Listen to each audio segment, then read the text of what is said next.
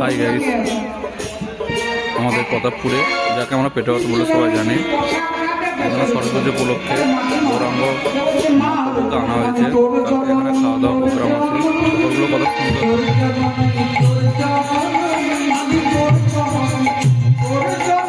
ভালো হচ্ছে।